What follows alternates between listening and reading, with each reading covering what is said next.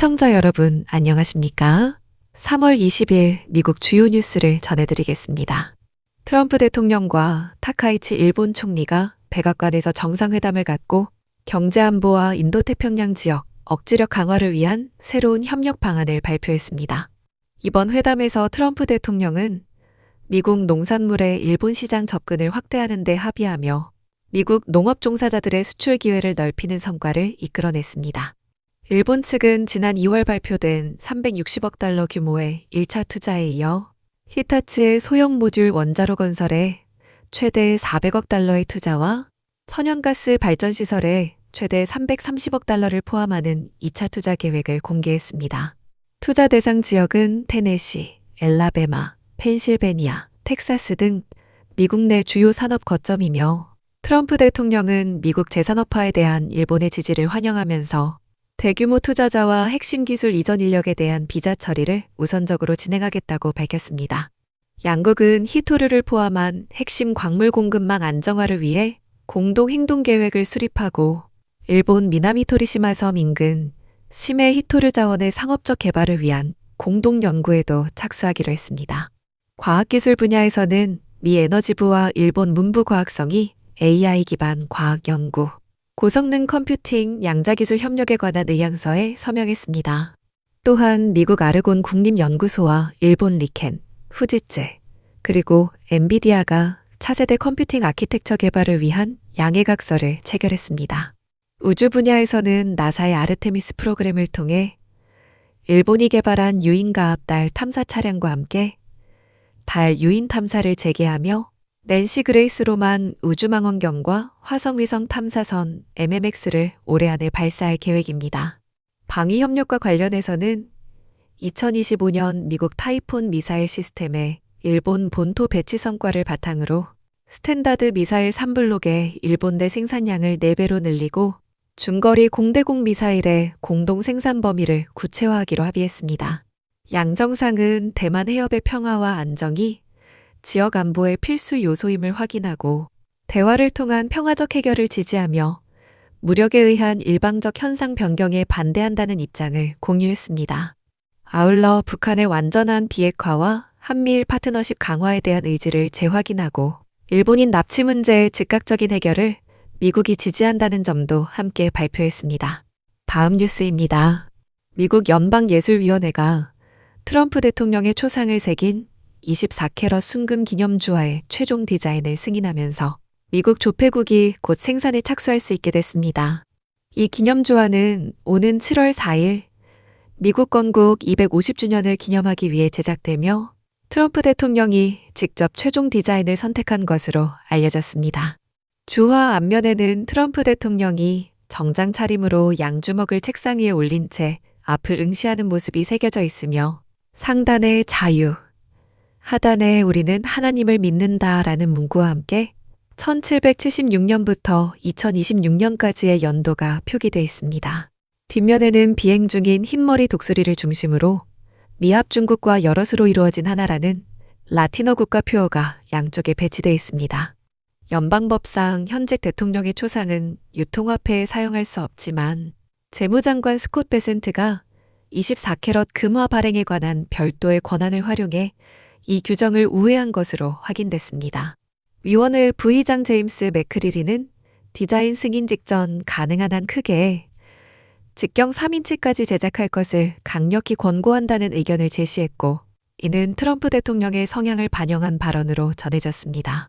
조폐국 디자인관리국의 매건 설리번 국장 대행은 현재 1온스 금화의 직경인 약 3.3cm보다 큰 규격을 검토 중이며 최대 직경 7.6cm까지 가능하다고 설명했습니다.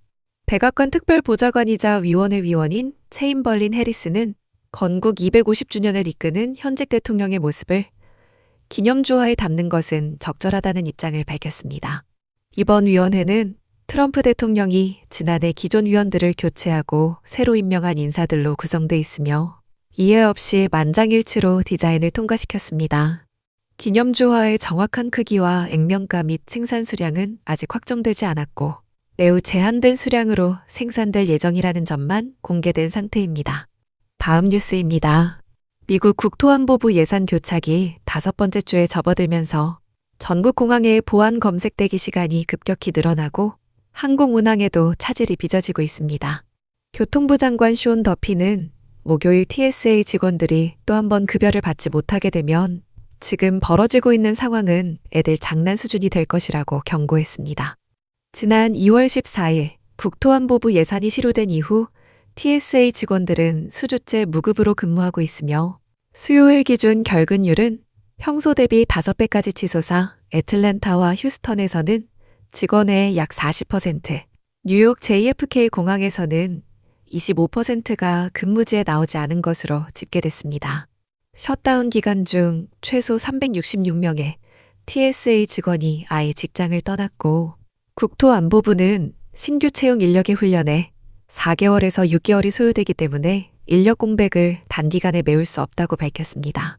금요일 현재 전국 공항에서 400건 이상의 지연 및 결항이 보고됐으며 애틀랜타 하츠필드 잭슨 국제공항에서는 보안 검색 대기 시간이 3시간 반까지 늘어나 새벽 2시 50분에 도착하고도 오전 6시 비행기를 놓치는 승객이 발생했습니다. TSA 국장대행 애덤 스탈은 일부 직원들이 출퇴근 기름값을 마련하기 위해 헌혈을 하거나 차 안에서 잠을 자고 있다며 이들의 연봉이 35,000달러에서 4만 달러 수준이라고 전했습니다.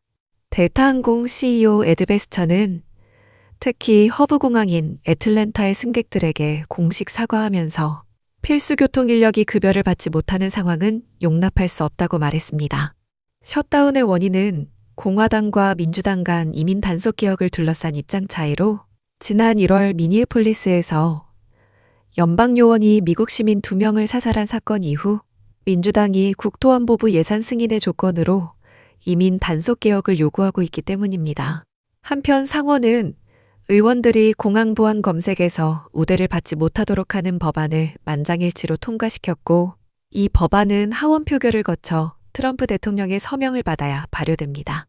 현재 미국 내 20여 개의 공항은 TSA 대신 민간 보안업체가 검색을 담당하고 있어 셧다운의 영향을 받지 않고 있으며 샌프란시스코 국제공항과 캔자스시티 국제공항 등에서는 정상 운영이 이뤄지고 있는 것으로 확인됐습니다. 연방 공무원 노조는 의회에 서한을 보내 휴회 전까지 반드시 국토안보부 예산안을 통과시킬 것을 촉구한 상태입니다. 다음 뉴스입니다. 연방교육부가 약 1조 7천억 달러 규모의 학자금 대출 포트폴리오 관리를 재무부로 넘기는 기관 간 협약을 체결했습니다. 이번 협약에 따라 재무부는 우선 연체 상태의 학자금 대출 채권 추심 업무를 인수하고 이후 단계적으로 연방 학자금 지원 신청서 운영까지 맡게 됩니다. 교육부는 현재 학자금 대출자의 절반 이하만이 상환을 이행하고 있으며 약 4분의 1이 채무 불이행 상태에 있다고 밝혔습니다. 린다 맥마흔 교육부 장관은 교육부가 수십 년간 이 프로그램들을 효과적으로 관리하는 데 실패했다며 재무부의 금융 전문성을 활용하면 학생과 납세자 모두에게 제대로 작동하는 시스템을 제공할 수 있을 것이라고 말했습니다. 교육부 측은 바이든 행정부가 불법적으로 운영한 대출 상환 및 탕감 프로그램이 납세자에게 부담을 전가하고 대출자들에게 혼란을 초래했다고 지적하면서 2021년 민간 추심 계약이 해지된 이후 900만 명 이상의 연체 대출자를 지원할 업체 인프라가 사실상 부재했다고 설명했습니다. 교육부는 지난해 1,400명에게 해고 통보를 보냈고 추가로 600명이 자발적 퇴직이나 조기 은퇴를 선택하면서 전체 인력의 약 절반을 잃었습니다. 연방 학자금 지원국 직원도 거의 절반이 줄었으며 미국 정부감사원은 인력 부족으로 2025년 2월부터 대출 서비스 업체에 대한 고객 서비스 평가가 중단됐다고 확인했습니다.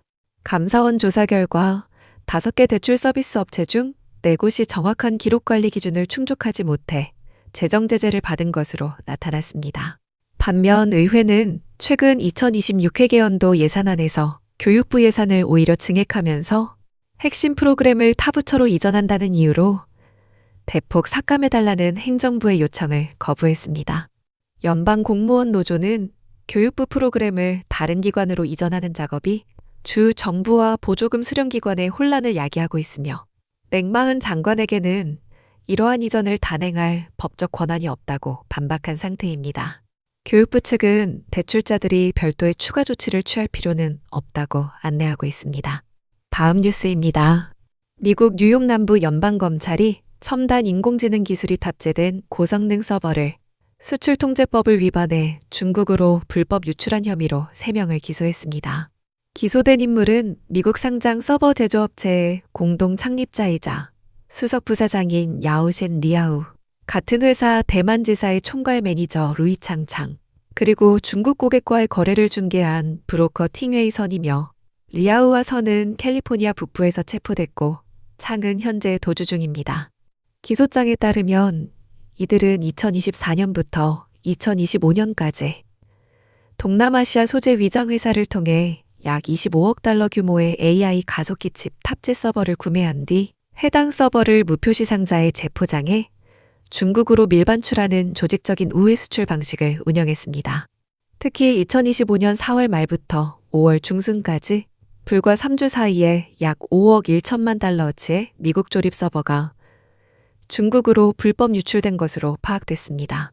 이들은 제조업체 내부 준법감시팀의 감사를 속이기 위해 작동하지 않는 가짜 서버 수천 대를 창고에 배치했으며, 미 상무부의 현장 실사 때도 동일한 수법으로 더미 서버를 진열하고 헤어드라이어로 라벨과 일련번호 스티커를 떼어 붙이는 등 치밀한 위장 공작을 벌인 것으로 드러났습니다. 피고인들과 공모자들은 암호화 메신저를 사용해 서버 주문 수량, 중국 내 배송 목적지, 그리고 당국의 감시를 피하기 위한 은폐 방안을 조율한 것으로 기소장에 적시돼 있습니다. 뉴욕 남부 연방검사 제이 클레이턴은 이러한 우회 수출은 수십억 달러의 부당이익을 창출하고 미국 국가안보에 직접적인 위협이 된다며, 민감기술 관련 범죄에는 신속한 조치가 뒤따라야 한다고 말했습니다. FBI 방첩부 로만 로자프스키 부국장은 첨단 AI 기술의 수출 통제가 국가안보 수호의 핵심이라며 수출 통제 위반 단속이 FBI의 최우선 과제 중 하나라고 밝혔습니다. 3명의 피고인은 수출통제개혁법 위반 공모, 밀수 공모, 미국 정부 사기 공모 등 3건의 혐의를 받고 있으며 최대 형량은 합산 30년입니다.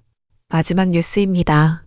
노스캐롤라이나주에 거주하는 54세 남성 마이클 스미스가 인공지능으로 만든 음악을 스트리밍 플랫폼에서 수십억 회 허위 재생시켜 800만 달러 이상의 로열티를 부정수령한 혐의에 대해 유죄를 인정했습니다. 스미스는 아마존 뮤직, 애플 뮤직, 스포티파이, 유튜브 뮤직 등 주요 스트리밍 플랫폼에 수천 개의 허위 계정을 개설한 뒤 보시라 불리는 자동화 프로그램을 사용해 자신이 권리를 보유한 곡들을 마치 실제 이용자가 듣는 것처럼 끊임없이 재생시켰습니다. 스트리밍 플랫폼에서는 곡이 한번 재생될 때마다 작곡가, 연주자, 권리 보유자에게 소액의 로열티가 배분되는 구조인데, 스미스는 이 시스템을 악용해 정당한 음악가들에게 돌아가야 할 로열티 풀에서 수백만 달러를 빼돌린 것입니다. 단일 곡의 재생수가 비정상적으로 집중되면 플랫폼의 탐지 시스템에 걸릴 수 있기 때문에 스미스는 AI를 활용해 수십만 곡을 대량으로 생성한 뒤 봇의 재생을 여러 곡에 고르게 분산시키는 방식으로 탐지를 회피했습니다. 이 수법을 통해 스미스의 AI 생성 음악은 봇 계정들에 의해 수십억 회 재생됐고, 그 결과 그는 800만 달러가 넘는 로열티를 부정하게 수령할 수 있었습니다. 뉴욕 남부 연방검사 제이 클레이턴은 노래와 청취자는 허위였지만 스미스가 가로챈 수백만 달러는 실제 음악가와 권리 보유자에게서 빼앗긴 돈이라며, AI를 이용한 스트리밍 사기가 연방 범죄로 유죄 확정됐다고 밝혔습니다. FBI가 수사를 주도했으며 뉴욕 남부 연방검찰의 복합사기 및 사이버 범죄 전담팀이 기소를 맡았습니다. 스미스는 전신사기 공모 혐의 대해 유죄를 인정했고 최대 5년의 징역형에 처해질 수 있으며 약 809만 달러의 부당이득 환수에도 동의했습니다. 선고 공판은 오는 7월 29일 존 켈틀 연방지방법원 판사 주재로 진행됩니다. 이상으로 오늘의 뉴스를 마칩니다. 시청해주셔서 감사합니다.